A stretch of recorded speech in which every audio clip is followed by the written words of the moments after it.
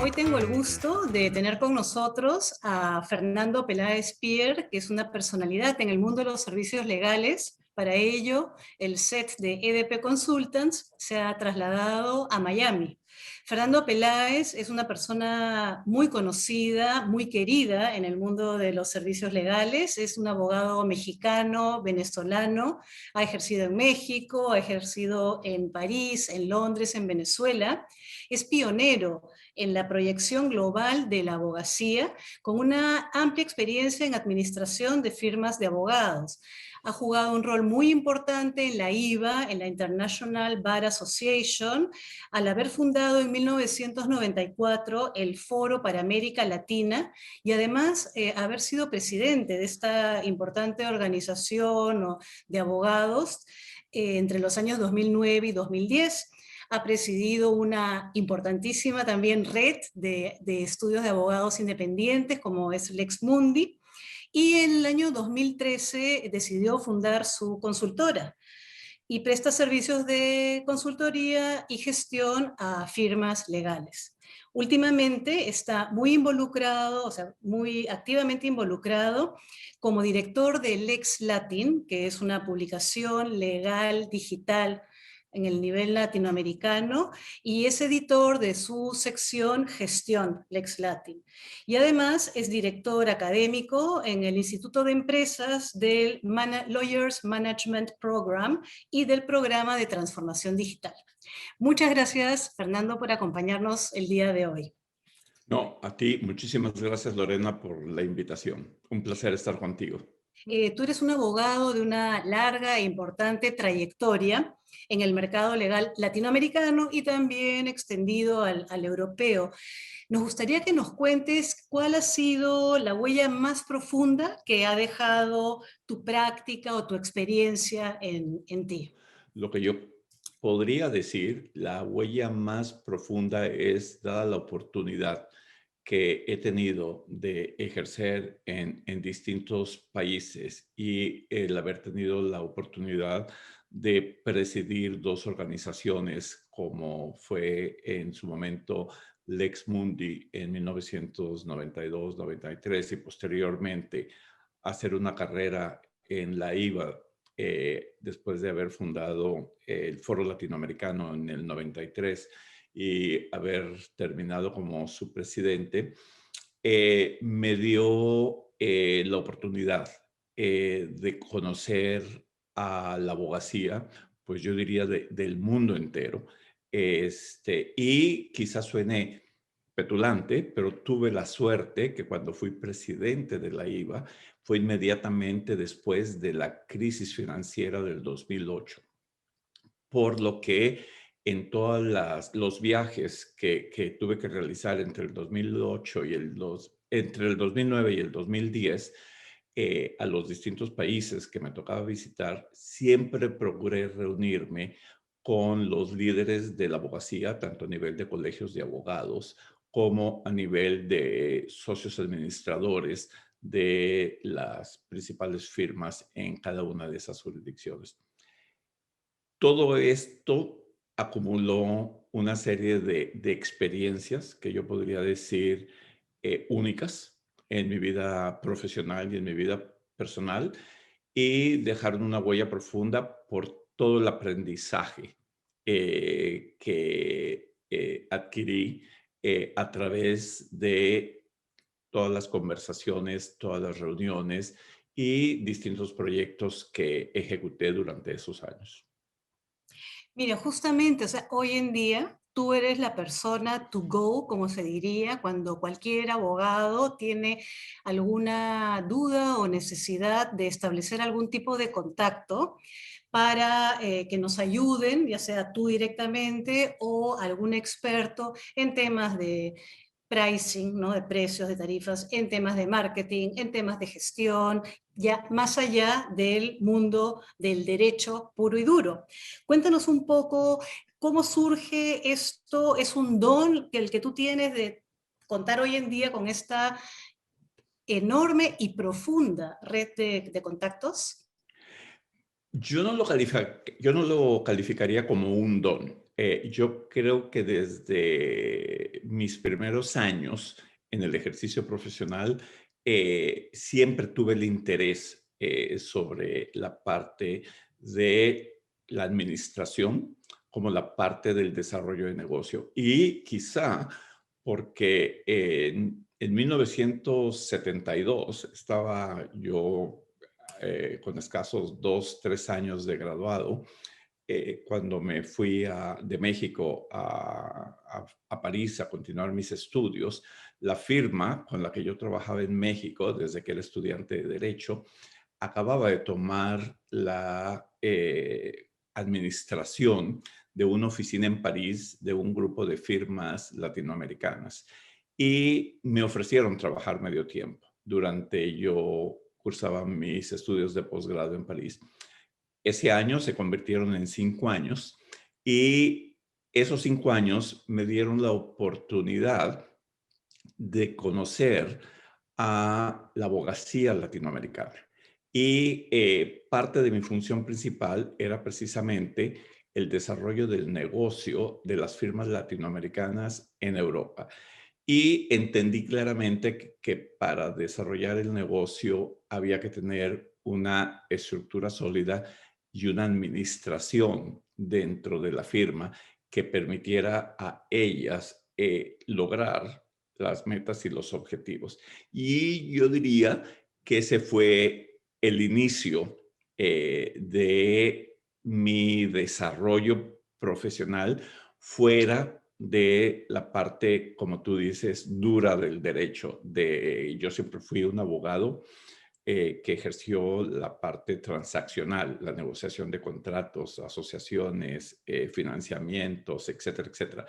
Pero también fui por muchísimos años el socio administrador de mi firma en Venezuela y siempre le di mucha importancia en las organizaciones en las que interactuaba, como fue Lex Mundi o como fue la IVA, el que trabajáramos en todos los temas relacionados con la administración de firmas de abogados. Y uno de mis objetivos era traer a América Latina, digamos, todos esos movimientos, por así llamarlos, todos esos conocimientos, a efecto de que la abogacía latinoamericana estuviese al día de todo lo que estaba sucediendo. Yo siempre he dicho que lo que sucede en el norte, o yo solía decir que todo lo que sucede en el norte, en los países sajones, en cuanto a administración de firmas de abogados, tarde o temprano llegaba a las costas de América Latina y tenían un impacto en las firmas latinoamericanas. Hoy en día, producto de la tecnología y producto de las telecomunicaciones, el impacto de esas olas en la costa latinoamericana es prácticamente inmediata.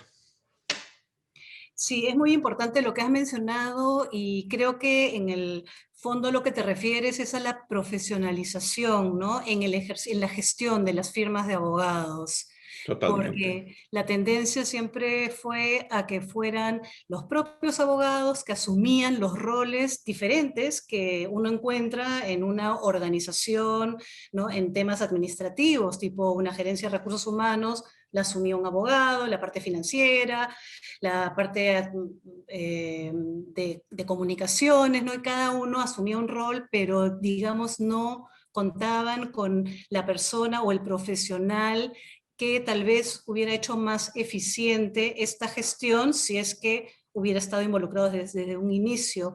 A partir de este punto que estamos tocando, tú estás muy involucrado, Fernando, ahora en Lex Latin, ¿no? Con Lex Latin. ¿Nos puedes contar un poco qué estás viendo tú desde Lex Latin?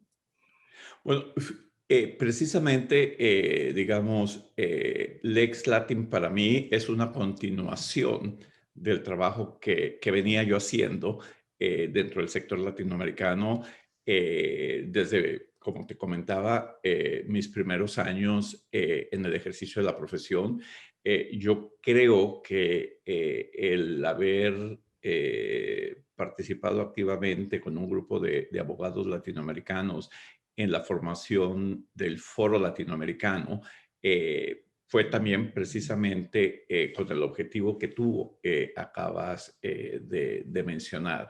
Y yo entré en contacto con Lex Latin al muy poco tiempo de que se constituye Lex Latin y estuve trabajando con ellos en relación con la definición de su estrategia para penetrar el mercado latinoamericano.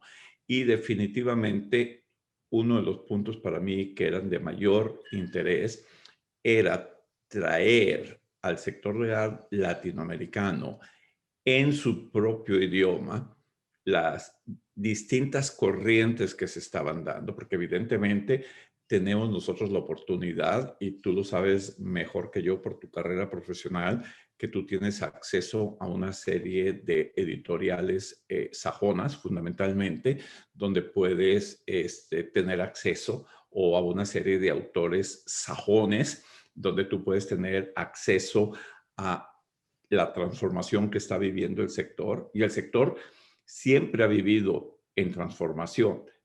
Lo que pasa es que últimamente, como producto de la pandemia, ya desde el 2008, con la crisis financiera, empieza a haber un cambio muy marcado en el sector.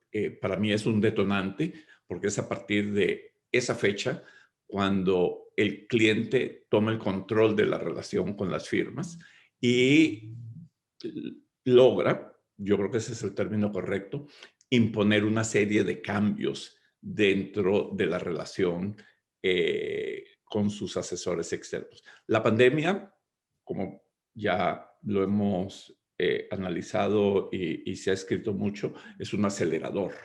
¿Ok?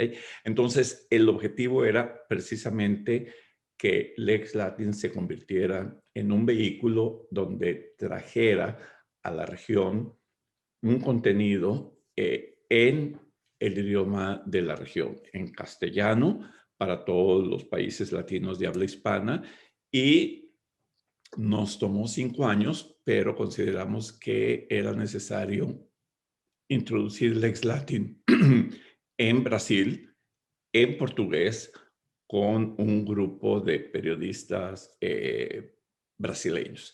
Es muy satisfactorio para nosotros, para todo el equipo de Lex Latin, para su fundadora, quien tú conoces, Ángela Castillo, y para muchos otros que han participado en este desarrollo, pues el posicionamiento que como un medio especializado en el sector hemos logrado. A mí lo que me parece súper interesante, Fernando, es justamente esta sección de gestión que creo que inauguraste hace un año, me parece, en donde justamente lo que estás haciendo y es recordando lo que acabas de mencionar sobre la literatura anglosajona, lo que sucede es que nosotros no tenemos mucha literatura sobre gestión de firmas, de despachos de abogados, y lo que estás logrando es construir o acopiar información súper rica e importante que puede servir a las firmas para mejorar los diferentes aspectos en la gestión de sus organizaciones. Cuéntanos un poco sobre esta sección. Definitivamente, como tú bien lo acabas de decir, es decir, el lanzamiento de la sección es precisamente el traer esa información, el traer todos esos temas a todos nuestros lectores. Felizmente, por una serie de relaciones acumuladas a través de todos estos años, pues pude entrar en contacto con una serie de consultores amigos en distintas partes del mundo que han estado escribiendo y que han estado desarrollando temas de interés. Yo creo que también ha sido una gran oportunidad, pero yo más que una gran oportunidad lo llamaría un gran descubrimiento, entrar en contacto con un buen número de consultores latinoamericanos que han estado trabajando sobre de distintos temas y el traerlos a la plataforma para que desarrollen los temas de su especialidad. Yo creo que también eso ha sido, en mi opinión, un éxito de la sección, el tener la oportunidad de exponer a una serie de profesionales que tienen excelente conocimiento, como eres tú, una de ellas, cada uno en su propia especialidad. Y hemos seguido trabajando en temas relacionados con todo lo que viene siendo la formación del profesional. Llegamos a un acuerdo con una firma de Nueva York que ha desarrollado una serie de programas de formación en una serie de temas. Seleccionamos un tema de fusiones y adquisiciones que que ha sido diseñado y dictado por ex socios de las principales firmas de Nueva York y lo hemos traído a América Latina. Ese sí es un programa en inglés, pero es precisamente para que el socio joven y el asociado que se está formando en un segmento importante de firmas latinoamericanas tengan la posibilidad de seguir formándose hoy que la virtualidad es una realidad y felizmente pues hemos puesto en marcha este proyecto y tenemos ya 2 firmas que han seleccionado un grupo de profesionales para tomar este curso. Y tenemos en el portafolio de proyectos otros proyectos que están muy enfocados también, perdón, a continuar con la formación dentro del tema de la gestión y la administración. Excelente, excelente. Y hoy en día, por ejemplo, o hoy día, si haces un balance, conoces muy bien cómo ha venido funcionando el mercado de los servicios legales, sobre todo en los temas, los aspectos de gestión en lo que estamos ahora enfocados. ¿Tú dirías que ha habido un cambio importante? ¿Tú dirías que se acabó la antigua forma de ejercer el derecho del Big Law, ¿no? Del old school, como dicen, y hoy en día ya hay un nuevo modelo, una nueva mentalidad, una nueva forma de hacerlo? ¿Es un cambio radical? ¿Cómo lo ves tú, Fernando? No, yo no creo que estemos dentro de esa realidad. Es decir, yo creo que están dadas total y absolutamente las bases para que las firmas adquieran conciencia y vayan introduciendo una serie de cambios que son una necesidad por todo lo que hemos estado viviendo desde el 2008.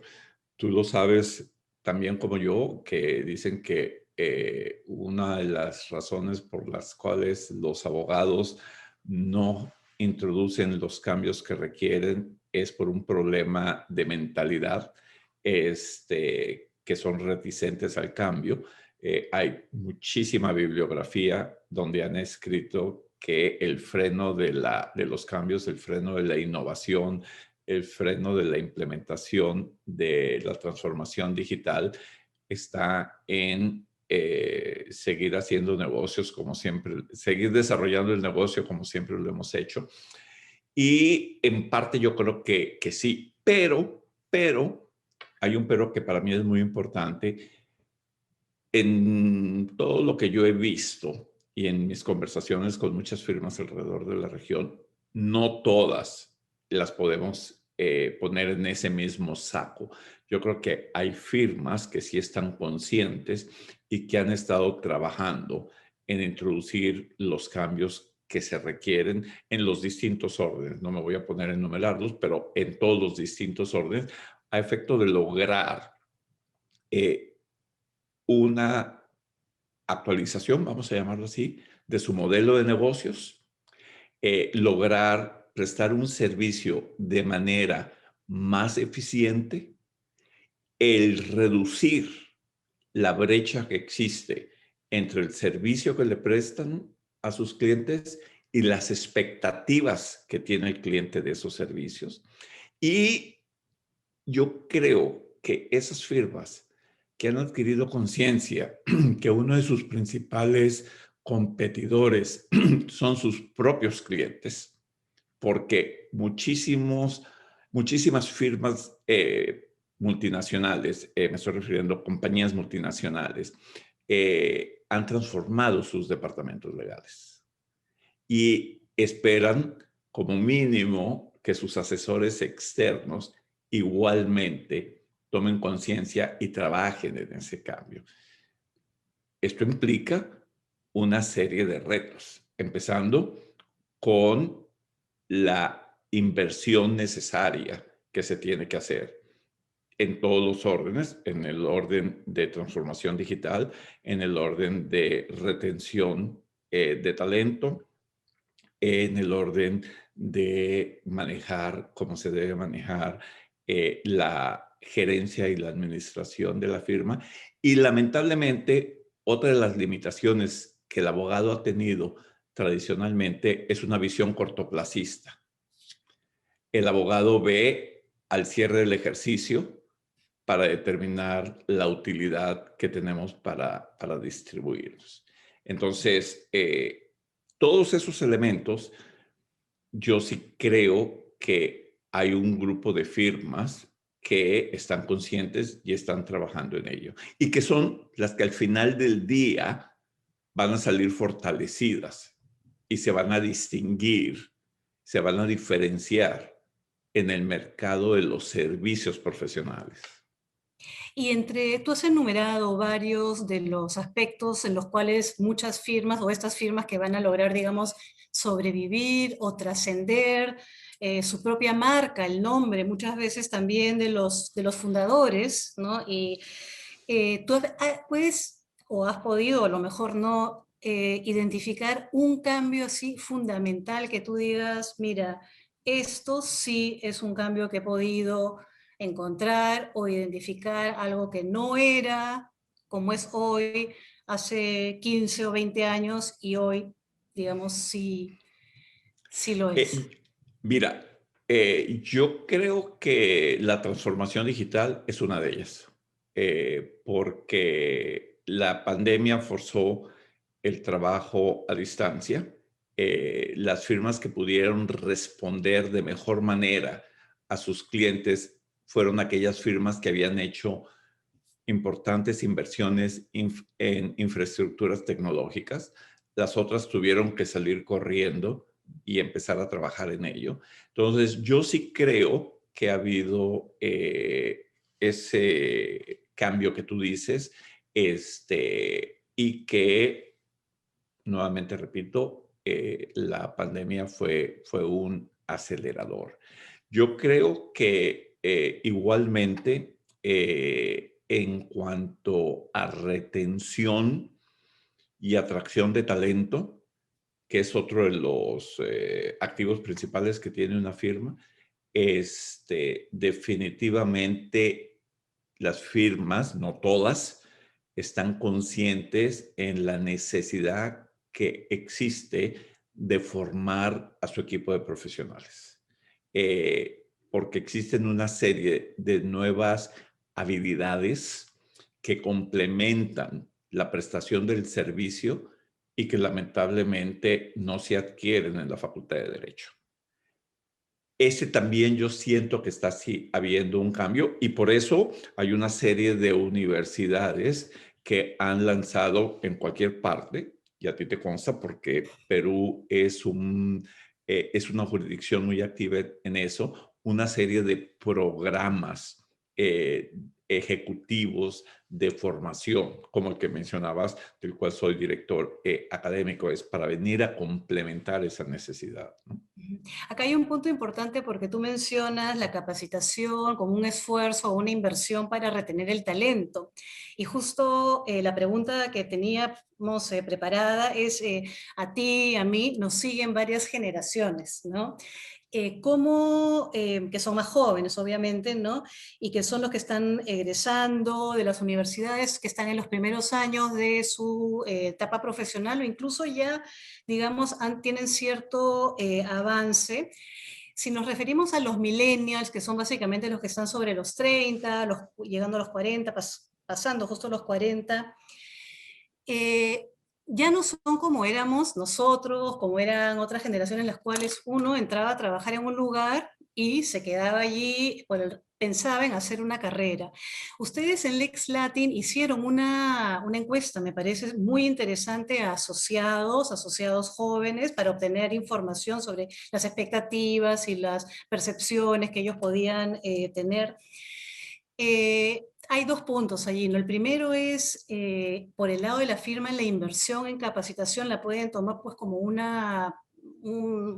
gasto de pólvora en gallinazo, como decimos nosotros en Perú, ¿no? Porque voy a invertir, pero se me va a ir, porque hoy en día el abogado, el asociado ya no tiene el mismo compromiso, se le presenta una propuesta mejor y no solamente económica, porque lo interesante es que ya el aspecto económico no es determinante, y se me va y me quedé con los crespos hechos, porque probablemente hasta la firma que se lo lleve me pague la inversión, me devuelva la inversión en este asociado o en este talento, pero yo ya lo perdí tiempo, o sea, no es solamente dinero, ¿no?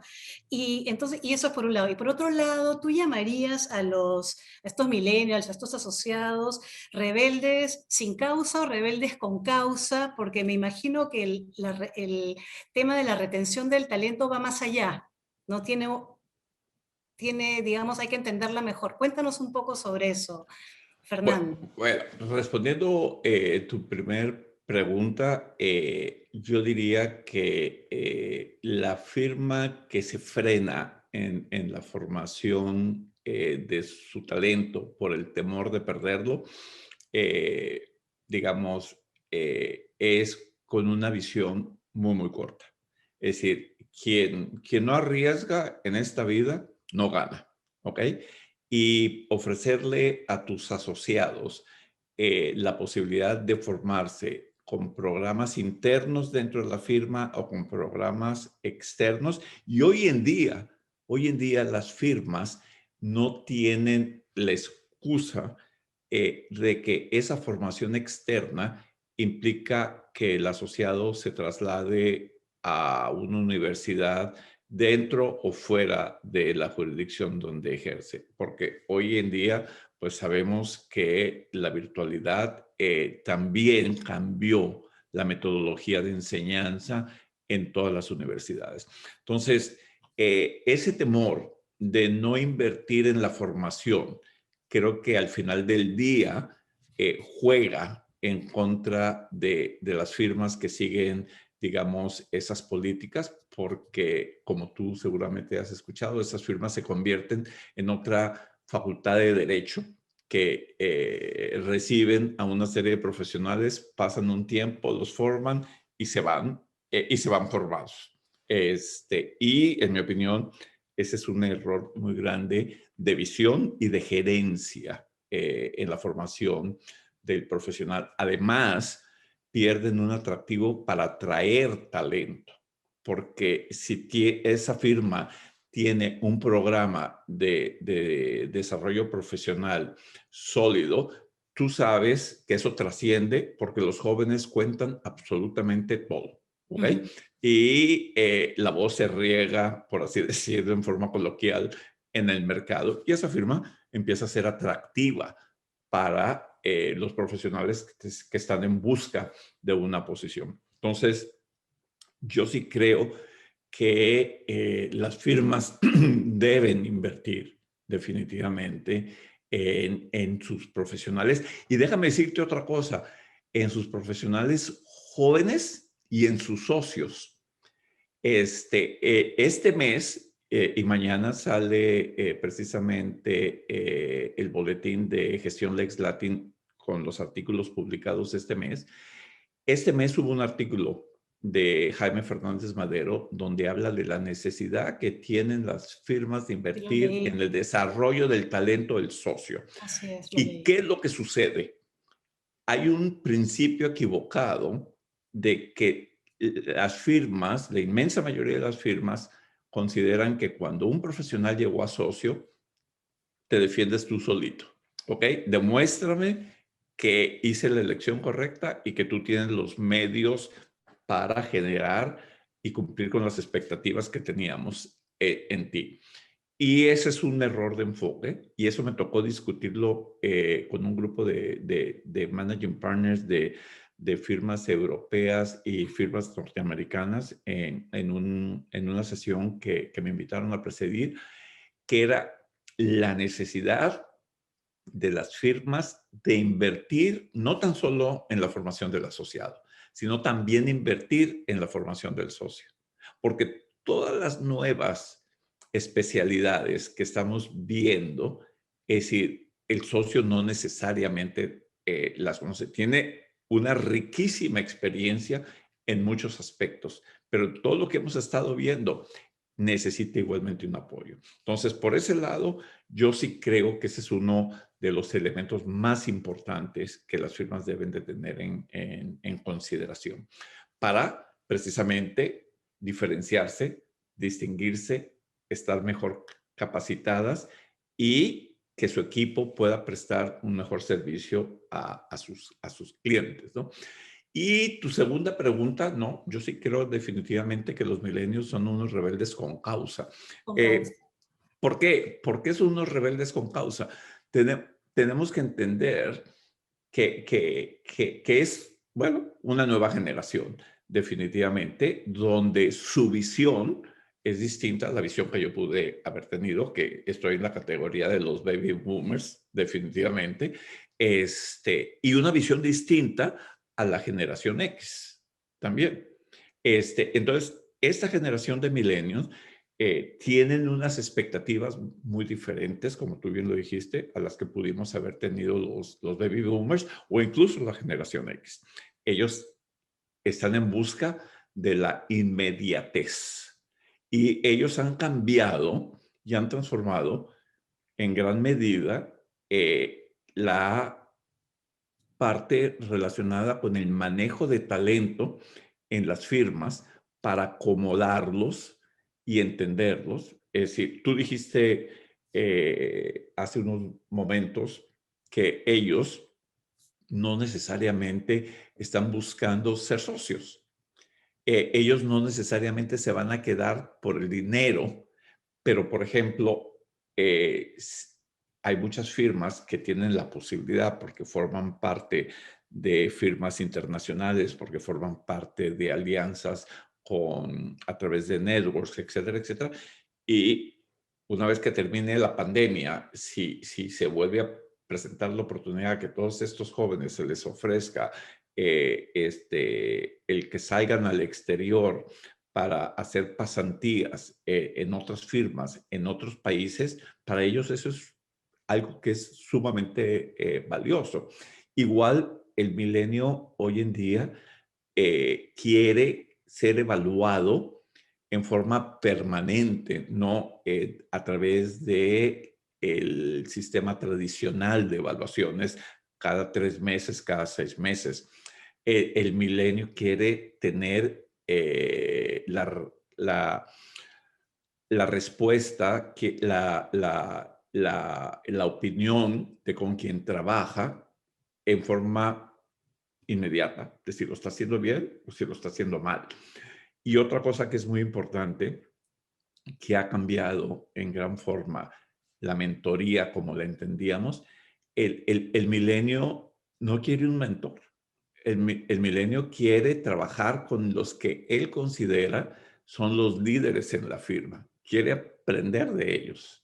Es decir, no quiere que le asignen al socio X con el que no tiene química, ni en lo profesional ni en lo personal.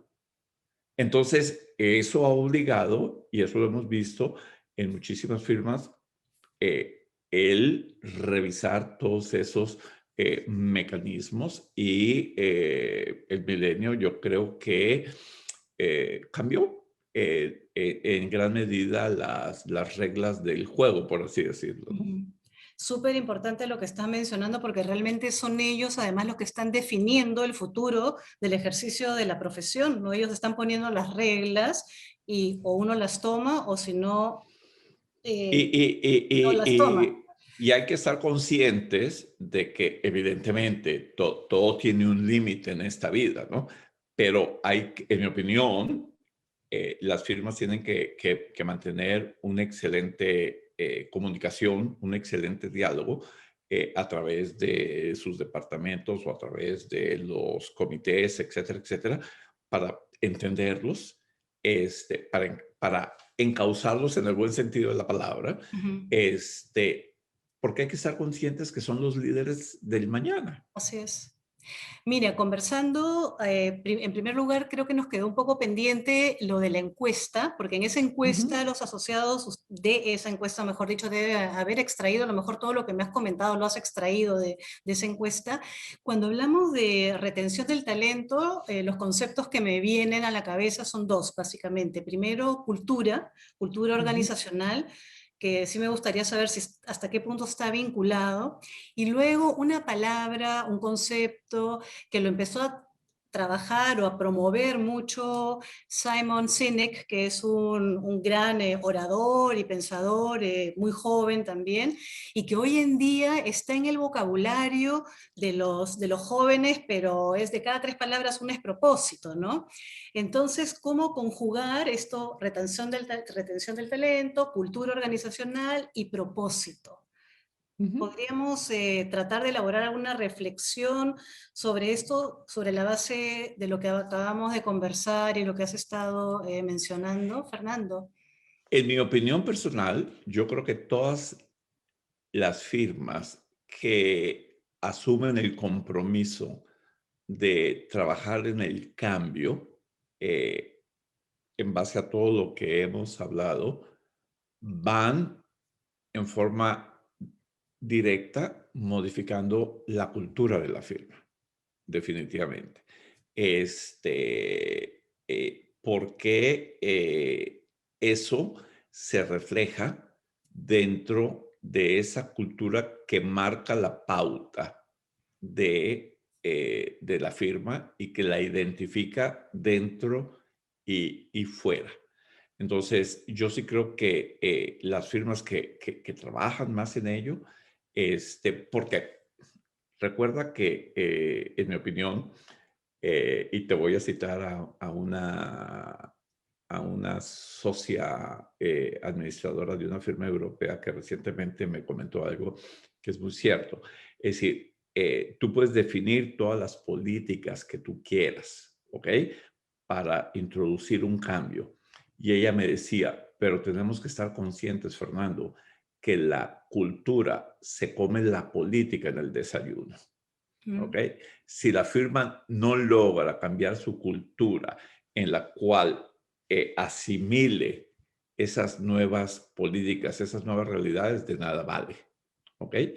Y era lo que discutíamos la semana antepasada en el debate sobre Las diversidad e mujeres, sí lo inclusión. vi, muy bueno, estuvo buenísimo, sí lo vi. Sobre diversidad e inclusión. Es decir, las cuotas son muy importantes y estamos viendo que incluso firmas globales, como fue el caso que analizamos en el debate, han fijado cuotas. Pero esa no es la solución.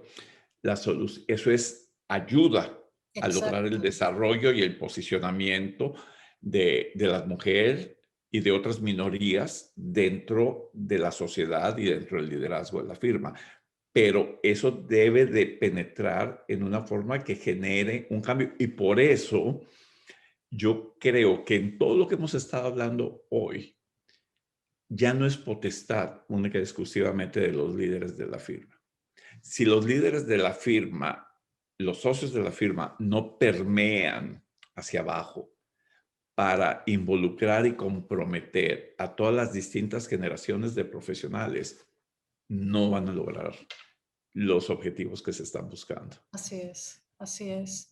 Y eso nos lleva a nuestra última pregunta, Fernando, porque en lo que tú estás mencionando, en realidad lo que se sobreentiende es la actitud. O sea, debe Ujú. existir realmente actitud y voluntad de un cambio o para la implementación de una política, ya sea de diversidad, inclusión, género, adopción de una nueva tecnología. Tú nos comentabas Correcto. hace un rato que en el tema de las nuevas tecnologías, aquellas firmas que empezaron a implementarlas con tiempo, hoy frente a la pandemia, digamos que les fue un poco más sencillo poder tal vez complementar lo que les faltaba o seguir actuando utilizando lo que ya habían, digamos, aprendido, pero para ello probablemente no era solo, no, me imagino que haya sido solamente una transformación tecnológica que compraron el software más caro para la gestión documental, sino que realmente trabajaron dentro de la organización por un cambio de actitud. Totalmente. En esa línea, mi pregunta va hacia un tema que me interesa mucho, que es el del abogado social, como se le dice, on social, ¿no? El abogado de hoy que está en redes, o sea, tenemos abogados que ya son nativos digitales y que para ellos comunicarse a través de una plataforma es lo más natural. Luego tenemos distintos tipos de... Quería saber cuál es tu opinión sobre la presencia que se ha incrementado el último año así exponencialmente de abogados en redes sociales, particularmente en LinkedIn, pero ¿tú qué opinas de este nuevo abogado on Fíjate, social, social? yo te respondería a tu pregunta con dos respuestas, de dos formas. Número uno, yo creo que todos los que pertenecen a una firma de servicios profesionales y no servicios profesionales está expuesto a la tecnología y tiene la necesidad, vamos a utilizar el término, no tan solo de abrazarla, sino de entenderla, ¿ok? Y evidentemente, en una firma de servicios profesionales donde ya tenemos año y medio comunicándonos fundamentalmente con nuestros clientes virtualmente y a través de todas las herramientas tecnológicas, entonces definitivamente hay una necesidad de cambiar y de entender el por qué. Y tú sabes que se está trabajando mucho en el impacto que tiene el que bajo un mismo techo estén trabajando 4 generaciones distintas, que tienen una visión completamente distinta del negocio. Entonces, definitivamente las firmas tienen un gran reto para conciliar todos esos intereses y lograr y encontrar su propósito, como tú mencionabas hace un momento. Y el otro punto que tú mencionas del abogado social, yo más que llamarlo el abogado social, yo creo que para mí es un abogado digital 100% y que entiende que hoy en día hay dos cosas. A través de las redes no es tan solo proyectar a la firma a la cual tú perteneces, sino también es proyectarte tú, proyectar tu nombre, proyectar tu marca personal como parte de una organización a la cual perteneces. Es que hoy, para mí, el abogado de hoy en día es precisamente el abogado que usa la tecnología para su proyección personal, para la proyección de su marca personal y que sabe conjugar perfectamente su estrategia comunicacional con la estrategia comunicacional de su firma. Y ahí se da un beneficio mutuo porque hay un posicionamiento de la firma a través de sus profesionales y definitivamente los profesionales millennials, fundamentalmente los no millennials, porque hay que reconocer que también los no millennials han desarrollado muy buenas prácticas, por así decirlo, de comunicación digital y de proyección de su marca, la proyección de su experticia. Entonces, eso, en mi opinión, hoy en día juega un papel muy importante. Y como te decía hace un minuto, es parte de conjugar los intereses de estas 4 generaciones para buscar ese fin común dentro de una firma, ¿no? Si yo quería en realidad incidir o insistir en este tema del social, porque hoy en día la manera como se comunican, y es decir, cómo se promueven y venden, los abogados lo que hacían antes a través de eventos o actividades de networking solo se puede hacer por ahora, este último año y medio, a través de redes sociales o a través de comunicación, de la comunicación digital, ¿no? Entonces, digamos que estamos todos casi a un clic de distancia, tenemos ciertas facilidades que no hemos sabido o que no usábamos antes y hoy las existen y las podemos aprovechar muy bien, ¿no? Correcto, correcto. Y yo creo que también ahí hay, digamos, una cuota de responsabilidad importante en las firmas de, como tú también lo hablabas, de que la transformación digital no se da únicamente con la compra de los hierros o la compra del software, sino que tiene que haber todo un proceso de inducción para que el profesional use esas herramientas, definitivamente. ¿Por qué? Porque la firma tiene que apoyar al profesional a manejar estas nuevas habilidades, a manejar todas estas nuevas herramientas. Sí.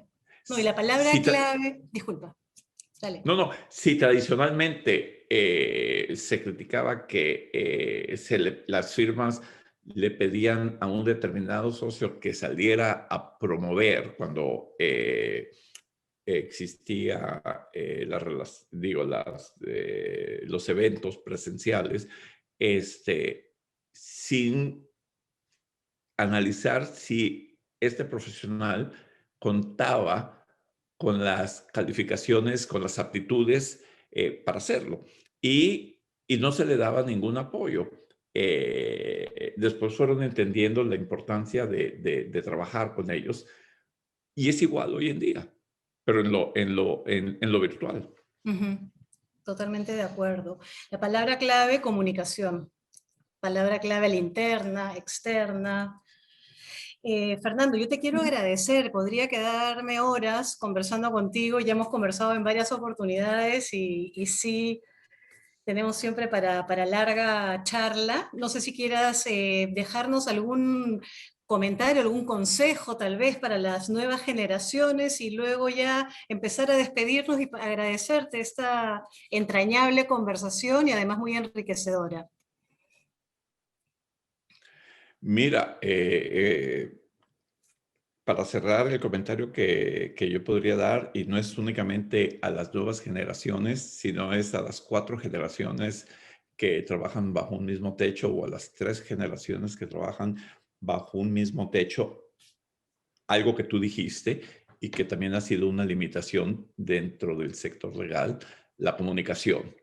Es decir, la comunicación es vital y hoy más que nunca la comunicación entre las distintas generaciones en una firma, entre todos los profesionales de una firma, es esencial para que la firma logre llevar adelante los cambios que requiere, definitivamente. Ese sería mi comentario para cerrar y que el liderazgo de las firmas entienda definitivamente que esto es un proyecto en el que tienen que trabajar todos codo con codo, definitivamente. Exactamente. Muchísimas gracias, Fernando, De nada, un nuevamente. placer. Y ya Un nos placer. estamos viendo pronto. Que tengas un excelente día, fin de semana. Muchas gracias. ¿Ah? Igualmente para ti. Gracias por tu invitación.